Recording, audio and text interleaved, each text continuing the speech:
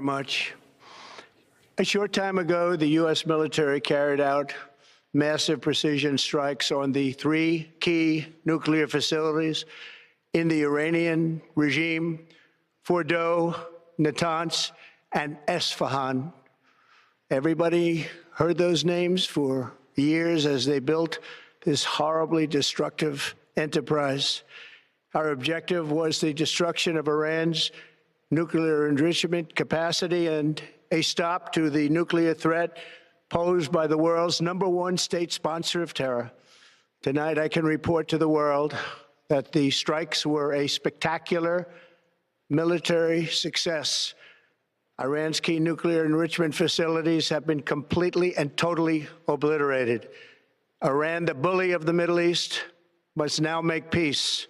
If they do not, future attacks will be far greater and a lot easier. For 40 years, Iran has been saying death to America, death to Israel. They have been killing our people, blowing off their arms, blowing off their legs with roadside bombs. That was their specialty. We lost over 1,000 people, and hundreds of thousands throughout the Middle East and around the world have died as a direct result of their hate. In particular, so many were killed by their general, Qasem Soleimani. I decided a long time ago that I would not let this happen. It will not continue. I want to thank and congratulate Prime Minister Bibi Netanyahu. We worked as a team like perhaps no team has ever worked before. And we've gone a long way to erasing this horrible threat to Israel. I want to thank the Israeli military for the wonderful job they've done.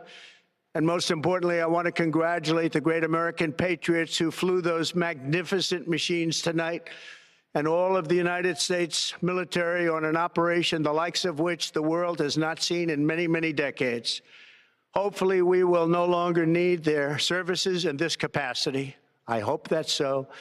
I also want to congratulate the chairman of the Joint Chiefs of Staff, General Dan Raisin Kane, spectacular general, and all of the brilliant military minds involved in this attack.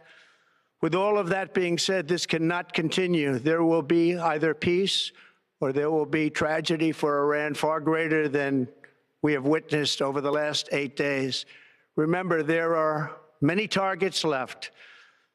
Tonight's was the most difficult of them all, by far, and perhaps the most lethal.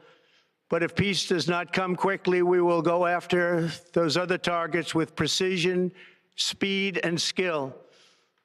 Most of them can be taken out in a matter of minutes. There's no military in the world that could have done what we did tonight, not even close. There has never been a military that could do what took place just a little while ago.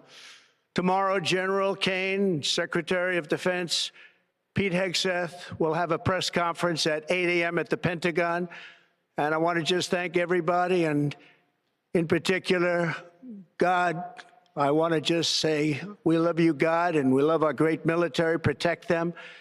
God bless the Middle East. God bless Israel, and God bless America. Thank you very much. Thank you.